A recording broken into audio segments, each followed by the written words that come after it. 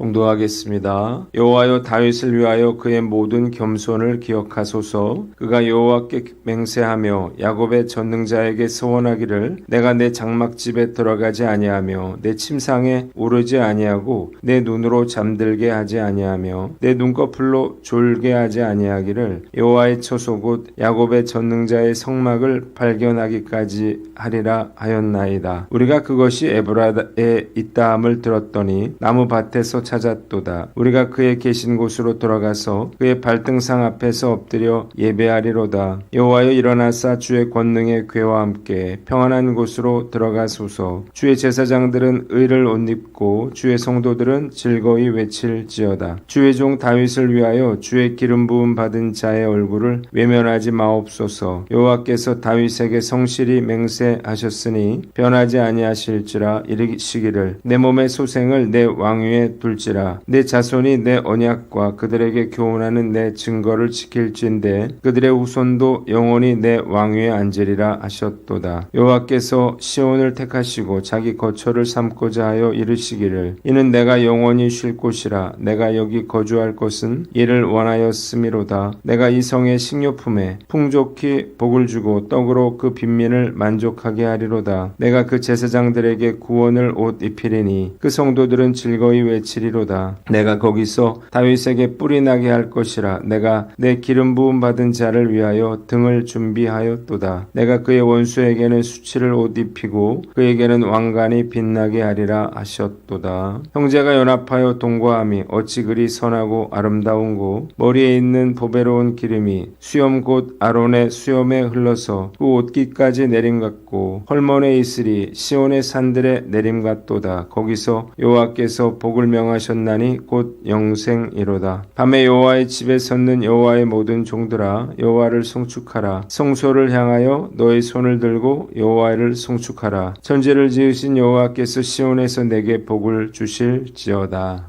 아멘. 오늘은 시편 132편, 133편, 134편 말씀을 가지고 하나님의 백성이 누릴 복이라고 하는 제목으로 묵상 나눔하도록 하겠습니다. 먼저 132편 1절로 17절 말씀인데 5절을 봅니다. 여호와의 처소 곧 야곱의 전능자의 성막을 발견하기까지 하리라고 했습니다. 시인은 다윗의 겸손을 기억해달라고 기도하면서 그가 하나님 앞에서 맹세하며 서원한 내용에 대해서 기록하고 있습니다. 나는 여호와의 처소 곧 야곱의 전능자의 성막을 발견하기까지 장막집에 들어가지 않고 내 침상에 오르지 않으며 잠들지 않으며 졸지 않겠다고 했습니다. 6절 나는 여호와의 궤가 에브라다 즉 기럇 여아림에 있음을 듣고 그곳으로 가서 그의 발등상 앞에서 엎드려 예배를 드리며 여호와여, 일어나셔서 주의 권능의 궤와 함께 평안한 곳으로 들어가소서. 주의 제사장들은 의를 옷 입고 주의 성도들은 즐거이 외칠 것입니다. 주의 종 다윗을 위하여 주의 기름 부음 받은 자의 얼굴을 외면하지 마옵소서. 그랬습니다. 11절 시인은 이어서 하나님께서 다윗에게 하신 맹세에 대해서 말하면서 이는 변하지 않을 것이라고 말합니다. 하나님 말씀하셨습니다. 내 몸에서 난 자손 가운데 한 사람을 왕으로 삼을 것이니 그가 내 뒤를 이어서 왕위에 앉을 것이다. 내 자손이 내 언약과 증거를 지킨다면 그들의 후손도 영원히 내 왕위에 앉으리라. 시온은 내가 영원히 쉴 곳이라. 내가 여기에 거처를 삼을 것은 이를 원했기 때문이다. 내가 이 성의 가난한 사람들에게까지 먹을 것을 넉넉히 줄 것이다. 내가 제사장들에게 구원을 옷 입히리니 성도들은 즐거이 외칠 것이다. 나는 다윗의 자손 중에 한 사람을 뽑아 큰 왕이 되게 하고 기름 부어 세운 왕의 통치가 지속되게 해주겠다. 그의 원수들은 수치를 당하게 하지만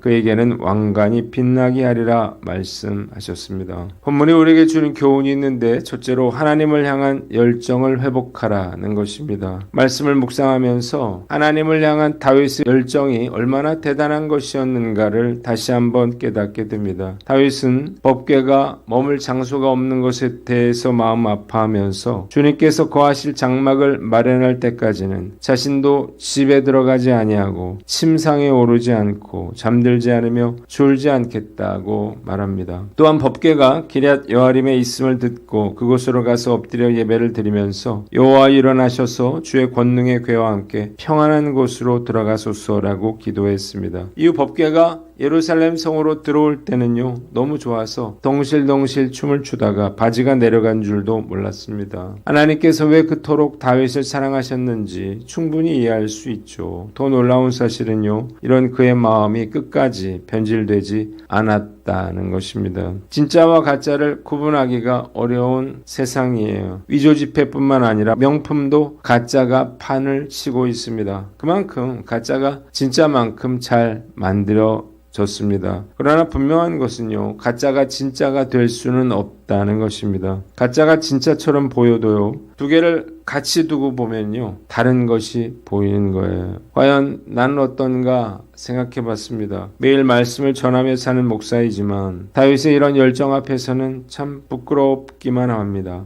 주님을 위해서 열심을 낸다고는 하지만요, 저의 만족과 유익을 위한 열심일 때가 많고 마음에서 우러나오는 열정과 헌신의 마음이 결코 오래 지속되지 못하기 때문입니다. 또 조금만 힘이 들고 또 어려운 일 생기면요, 불평과 원망이 생기고 얼굴빛이 변합니다. 모든 관심이 오직 하나님께 있었던 다윗과 달리 세상적인 것들에 마음을 빼앗겨 살 때도 많습니다. 다윗에 비하면 여전히 짝퉁 같고 부족하기만 합니다. 이런 저를 하나님께서 사랑해 주시는 것이 그저 놀라울 뿐인데요, 더 안타까운 것은 나이가 들면서 그나마 하나님을 향한 열망이 점점 사그러들고 있다는 것입니다. 저의 타고난 부족한 성품 때문이 아닌가 그런 생각이 듭니다. 방법은 무엇일까요? 딱 한 가지, 성령으로 충만함을 받는 길밖에 없다는 생각이 들어요. 오늘 말씀 앞에서 과연 나는 어떤가 스스로를 돌아보고 주님께서 저와 여러분들에게 은혜를 베풀어 주셔서 다시 주님을 향한 열정으로 충만하여지기를 주님의 이름으로 축원합니다. 두 번째는 하나님을 사랑하여 계명을 지켜라는 거예요. 11절에 하나님은 다윗에게 약속의 말씀을 주셨는데 다윗의 후손으로 하여금 그 왕위를 잇게 해주겠다는 것입니다. 그러나 거기에는 한 가지 조건이 있었습니다. 그것은 자손들이 하나님과의 언약을 지키고 하나님의 법도를 지켜야만 한다는 것입니다. 저의 가장 큰 소망은요, 하나님의 축복을 누리며 사는 거예요. 말씀을 묵상하면서 하나님의 축복이 얼마나 놀라운 것인가를 잘 알게 되었기 때문이에요. 문제는요, 말씀을 지켜 행한다고 하는 것이 결코 쉽지 않다는 것입니다. 어떻게 해야 할까요? 하나님의 계명을 지켜 행할 수 있는 가장 좋은 방법은요, 우리가 하나님을 사랑하는 것입니다. 요한복음 14장 23절에 사람이 나를 사랑하면 내 말을 지키리니 내 아버지께서 그를 사랑하실 것이요 그랬습니다. 누구나 사랑하는 사람의 말을 듣고 싶어 하고요, 그의 부탁도 들어주고 싶어 합니다. 이것은 억지로 하는 게 아니죠. 사랑하는 사람의 말대로 행하는 것이 우리에게 큰 기쁨을 가져다 주기 때문입니다. 만약에 사랑의 마음이 식게 되면요, 부부간에라도 부탁은 귀찮은 일이 되고 억지로 하게 되는 것입니다. 신앙생활도 마찬가지죠. 하나님을 사랑하는 마음이 불타오르면요, 목숨도 내어 드릴 수 있지만 사랑하는 마음이 식으면요, 주일 성수조차 지겨운 일이 되는 것입니다. 하나님은 우리에게 독생자 예수 그리스도까지 내어주셨는데 어찌 우리가 주님을 사랑하는 그 마음이 식을 수 있을까요? 다시 한번 십자가의 은혜를 깊이 묵상하면서 주님을 향한 뜨거운 마음이 회복되므로 주의 계명을 지켜 행하는 일이 그 어떤 것보다 기쁘고 즐거운 일이 되기를 간절히 소망합니다. 두 번째 본문 시편 133편 1절로 3절 말씀인데 1절을 봅니다. 형제가 연합하여 동거함이 어찌 그리 선하고 아름다운고 그랬습니다.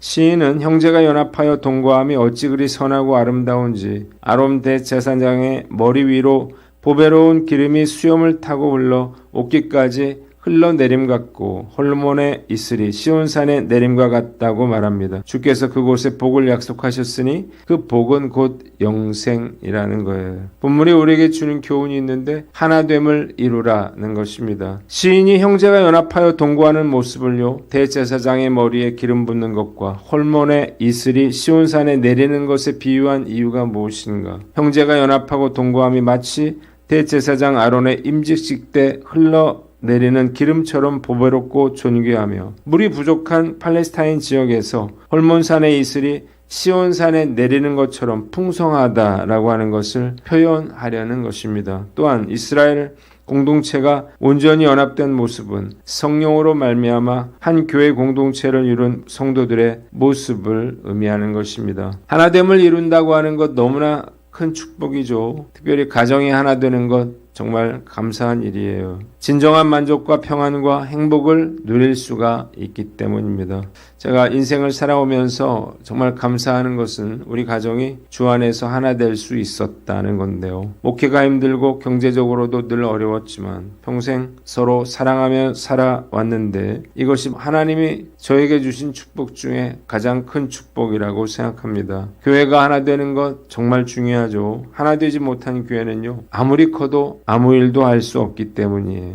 하나님께서 은혜를 주셔서 지난 19년 동안 큰 어려움 없이 목회를 해 올 수가 있었습니다. 한 분 한 분이 다 좋은 분들이기 때문인데요. 함께 힘을 합쳐 사역들을 이루어 나가는 것을 볼 때마다 정말 감사한 마음이 듭니다. 엊그제 우리 이정택 집사님 가정이 부친상을 당해서 조문을 하기 위해 장례식장에 갔는데 많은 성도들이 함께하면서 아픔을 위로해 주는 것을 보면서 목사로서 행복감을 느꼈습니다. 이 나라도 마찬가지죠. 또 한국교회도 마찬가지입니다. 여러 가지로 힘든 가운데 있지만 성령께서 이 나라와 한국교회에 하나됨의 은혜를 부어주셔서 위기를 잘 극복해 내기를 소망합니다. 오늘 우리가 하나됨의 중요성을 알고 하나됨을 위해서 최선의 노력을 기울이는 저와 여러분들 되시기를 바랍니다. 마지막으로 34편 1절로 3절 말씀인데 2절을 봅니다. 성소를 향하여 손을 들고 여호와를 송축하라 그랬습니다. 시인은 밤에 여호와의 집에 서 있는 여호와의 종들에게 손을 들고 성소를 향하여 여호와를 송축하라고 외칩니다. 또한 천지를 지으신 여호와께서 시온에서 백성들에게 복을 주시기를 기도합니다. 본문이 우리에게 주는 교훈이 있는데 신령과 진정으로 주님을 예배하라는 것입니다. 밤에 여호와의 집에 섰는 종들은 하나님을 예배하고 찬양하기 위해서 성전 안에 남아있던 제사장 및 레위인들을 의미합니다.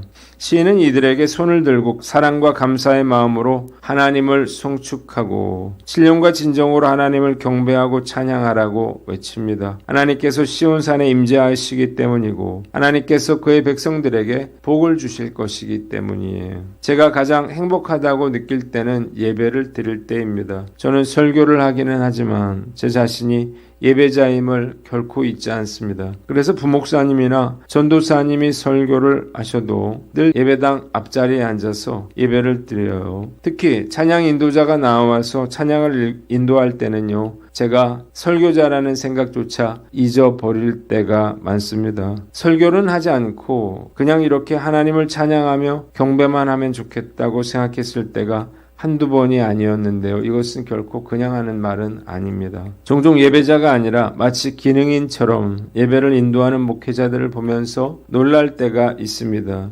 이들은 스스로 예배자라는 생각이 없는지 예배 시간에 자꾸 돌아다니거나 다른 일을 합니다. 너무 어렸을 때부터 사역을 하다 보니까 이런 나쁜 습관이 든 게 아닌가 그런 생각이 들어요. 저는 예배 전 중보기도 시간부터 예배의 시작이라고 생각합니다. 사회자 예배 선포뿐만 아니라 기도자, 찬양, 설교자가 어우러져서 하나님께 드리는 예배가 된다고 보는 것입니다. 그래서 저는 늘 예배 전에 가서 예배를 위해서 중보하고 나를 구원해 주신 예수님께 전심으로 찬양을 올려드립니다.